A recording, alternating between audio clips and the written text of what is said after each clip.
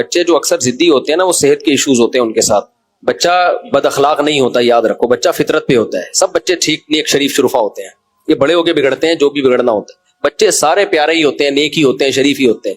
اگر کسی بچے کی طبیعت میں غصہ ہے تو وہ بد اخلاق ہونے کی وجہ سے نہیں ہے, وہ صحت کے کوئی ایشو ہے اس کے ساتھ.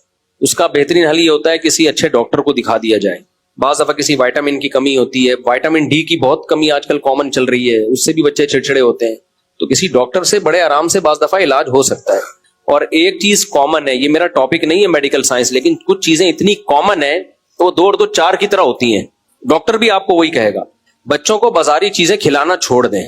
لوگ کہتے ہیں ہمارا فلاں بچہ تو اتنی پاپڑ کھاتا ہے, اتنی چاکلیٹیں کھاتا ہے, پھر بھی امتحان میں نمبر اچھے آتے ہیں. بھائی ہر نقصان دہ چیز کا ہر ایک پہ اثر فوری طور پہ نہیں ہوتا. آپ بچوں کو چاکلیٹیں کھلائیں, پاپڑ کھلائیں, بچے چڑچڑے ہوں گے لازمی, یہ ذہن میں رکھو. میٹھا بہت زیادہ کھلا رہے ہیں, چینی بہت زیادہ کھلا رہے ہیں, وہ لازمی چڑچڑا ہوگا, اس کی صحت ٹھیک نہیں ہوگی.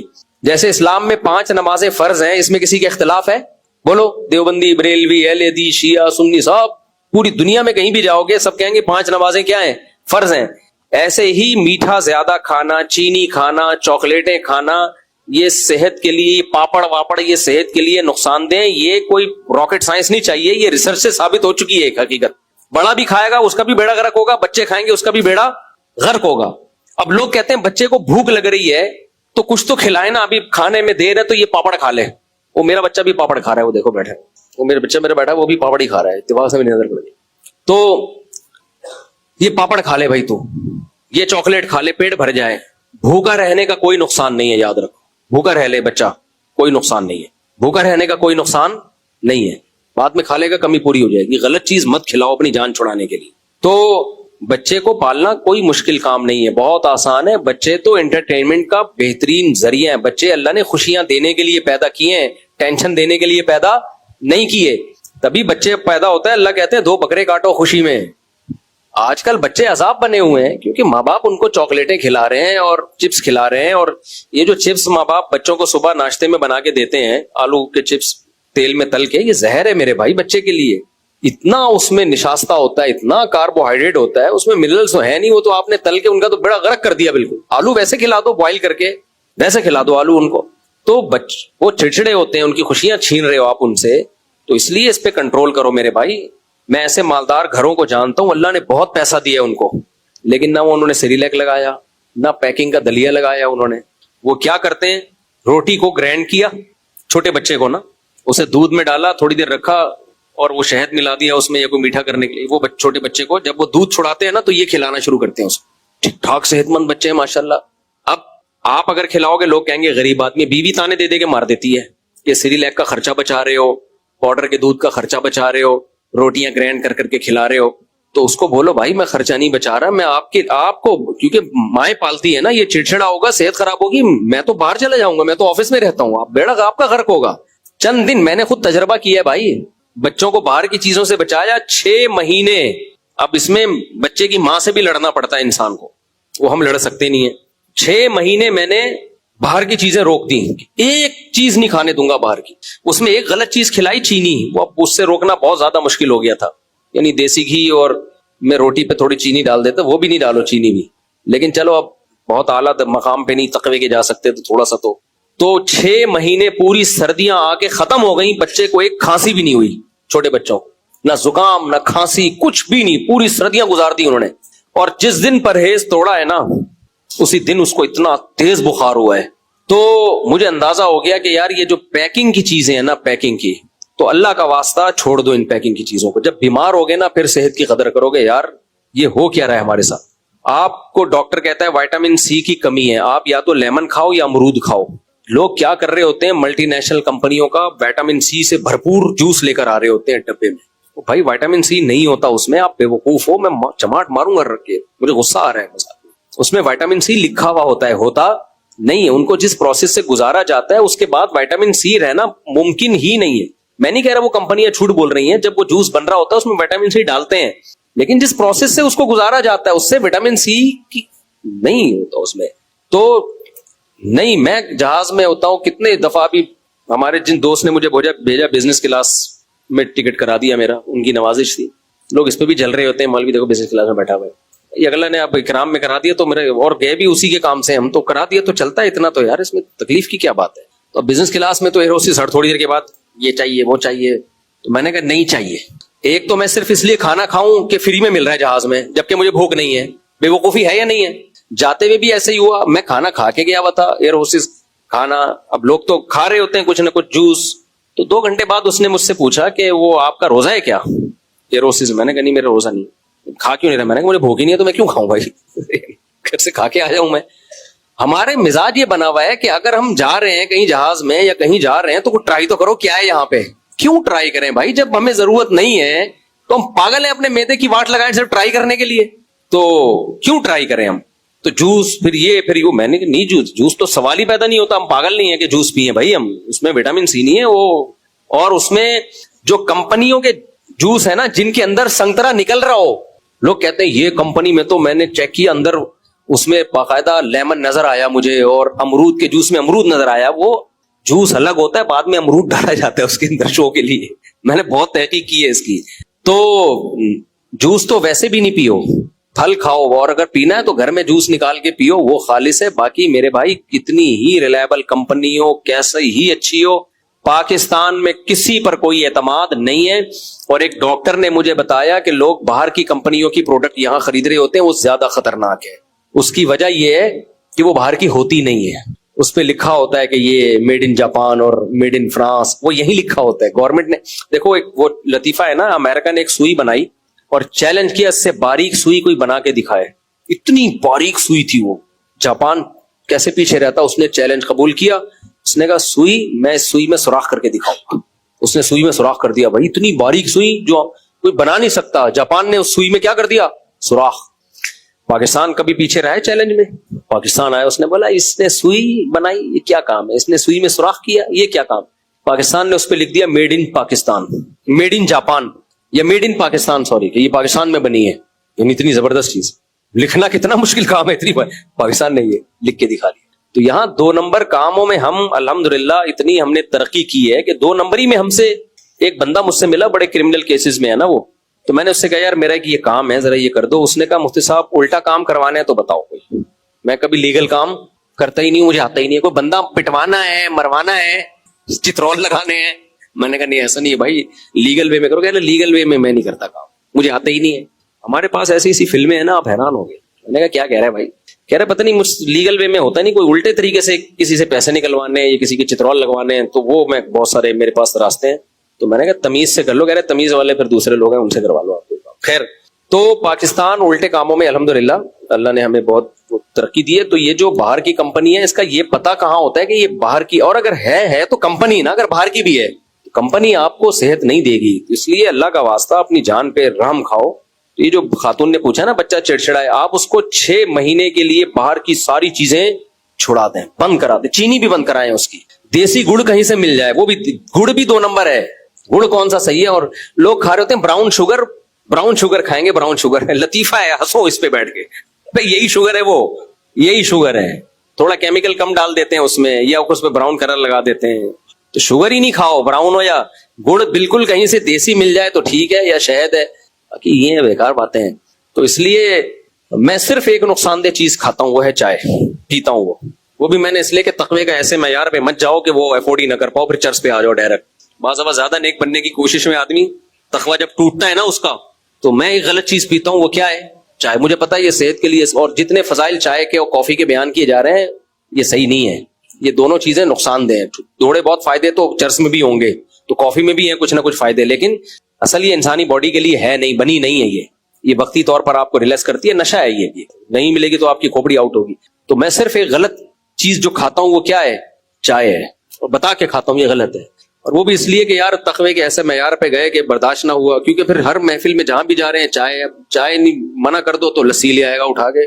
لسی میں اتنا میٹھا ادھر دماغ آدمی کا خراب ہوتا ہے اسے پی کے, پھر لوگ بیزار کرتے ہیں. تو پھر چائے کم درجے کا نشہ ہے. جس محفل میں ہیروئن مل رہی ہو وہاں چرس پی رہا ہو نا کوئی, تو اس کو شاباش دینی چاہیے کہ اس کے پاس آپشن ہیروئن کا تھا, لیکن گزارا کس پہ کر رہا ہے.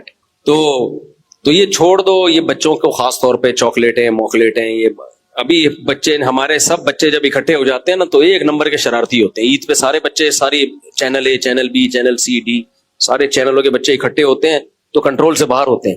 ایک بچے نے عیدیاں بھی بہت ملی ہوئی تھیں, ہمیں نہیں پتا تھا, سارے کمرے میں جمع ہو کے نا عیدیاں تو شو کر رہے ہوتے ہیں نا, میرے پاس اتنے بچوں کی تو یہی عید ہوتی ہے. تو وہ کیا ہوا, ایک بچے نے اتنے پاپڑ کھائے ہیں اس کو, پھر مجھے تو پتا نہیں تھا, اس کو ہاسپٹل لے کر گئے رات, اس کو الٹیاں, موشن, اتنا زخم ہوا میدے میں اس کے. تو بہت کنٹرول کرنا پڑتا ہے میرے بھائی. اپنی زندگی میں بھی خوشیاں آئیں گی, بچے کی بھی صحت بھی. بچہ سے بہترین انٹرٹینمنٹ کوئی ہے نہیں. بچے کی صحت اچھی ہوتی ہے, ہر وقت کہہ کے لگا کے ہنستا ہے, خوش رہتا ہے, آپ کو بھی خوشیاں دیتا ہے. صحت خراب ہے, آپ کو ڈپریشن کا مریض بنائے گا. وہ آدمی کہتا ہے یار مفتی صاحب کا بیان سن کے پیدا کیا تھا, عذاب بنا دیا اس نے میرے. تو عذاب آپ نے خود بنایا اپنے لیے اس کو. لیکن وہی بات ہے, کہاں مانیں گے؟ اس کے لیے ماں کو ایکشن لینا پڑتا ہے. اچھا, ڈمپر حادثات بڑھتے جا رہے ہیں, لوگوں نے بھی اشتعال میں ڈمپر چلانا شروع کر دی. اس کے ساتھ ساتھ مہاجر اور پختون لسانی فسادات کو بھڑکایا جا رہا ہے. مہاجر پختون فسادات ہم نے کراچی میں پہلے بہت دیکھ لی ہیں, اور جو بوری بند لاشوں کا کلچر دیکھا, خدا کے لیے اس کلچر کو دوبارہ مت لے کر آؤ. پٹھان ہمارے بھائی ہیں, جو مہاجر ہیں ان کے بھائی ہیں, اور مہاجر پٹھان مہاجروں کے بھائی, مہاجر پٹھان کے بھائی, سب مسلمان ہیں. پنجابی, پٹھان, بلوچ, ہر قوم میں کچھ خوبیاں ہوتی ہیں, کچھ خامیاں ہوتی ہیں. آپ کی قوم میں ایک خامی ہوگی تو دوسری خوبی ہوگی, اس کی قوم میں خوبی ہوگی تو دوسری خامی ہوگی. بدبودار نعرے تو اللہ کے نبی نے ختم کر دی ہیں. سب پورا ملک سب کے لیے بھائی. تو کوئی بھی تنظیم آ کے پٹھان پنجابی کی بات کرتی ہے, اس پہ اس کو پروموٹ نہیں کرنے دو. باقی ڈمپر کی میں نے بات کی ہے, حادثات بڑھتے جا رہے ہیں. تو جو ڈمپر اسپیڈ لمٹ کراس کر رہا ہے, آپ دیکھ رہے روڈ پہ زگ زیگ ڈمپر چلا رہا ہے, اس کو پکڑو, آپ 100 دفعہ پکڑو, آپ اس کو نہیں چھوڑے. لیکن جو نارمل وے میں چل رہا ہے, تو اس کو یہ نہیں کہ جو بے گناہوں کو مارنا شروع کر دو. یار آپ یہ اپنی ٹھڑک وہاں نکالنا شروع کر دو. یہ انسان ہے, یہ بھی آپ کا بھی ہو سکتا ہے کوئی بیٹا کل ڈمپر چلائے, آپ کو بھی کچھ چلانا پڑ جائے, تو اپنے آپ پہ رکھ کے سوچا کرو. موجودہ حکومت کی ایک وزیر ہیں عظمیٰ بخاری صاحبہ, انہوں نے ایک بڑا اچھا کام شروع کیا. فوش ڈانسرز اور تھیٹر پہ چھاپا مار رہی ہے. دوسرے حکومتی وزراء کو بھی ان کاموں میں آگے بڑھنا چاہیے. ایسی ویڈیوز آ رہی ہیں, بہت اچھا کام کر رہی ہے واقعی, اللہ تعالیٰ اس کو جزائے خیر دے. لیکن وہی بات ہے, ہمارے یہاں کوئی بھی اچھا کام کرے تو کیڑے تو نکالنے ہی ہم نے. کسی نے کہا یہ خود کون سا نیک ہے, خود کیا ہے. بھائی چھوڑ دو یار, خود جو مرضی تھی.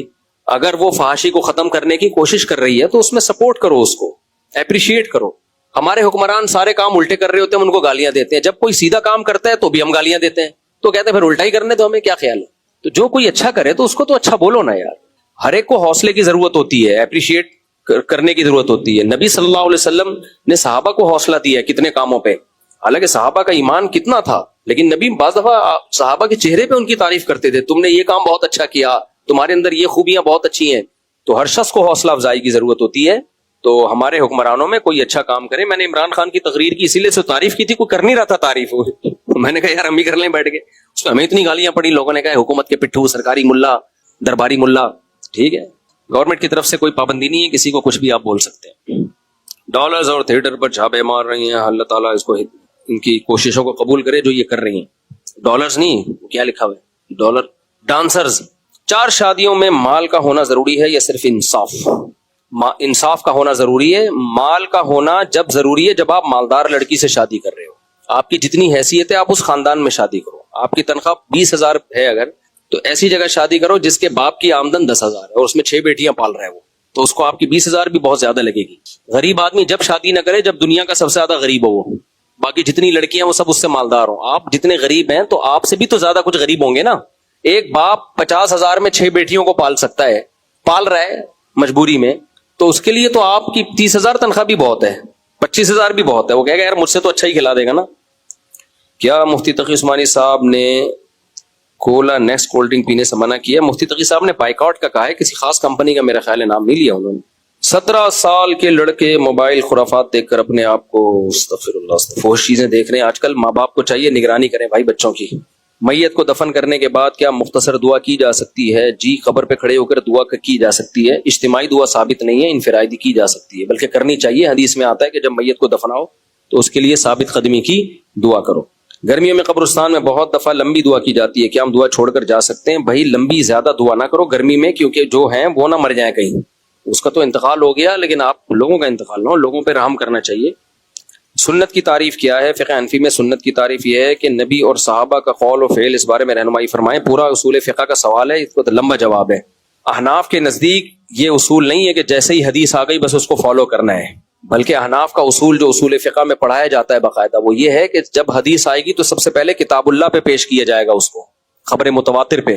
تو اگر وہ خبر متواتر کے موافق ہے تو ٹھیک ہے, اگر موافق نہیں ہے تو خبر متواتر کو لیا جائے گا, حدیث کی تعویل کی جائے گی.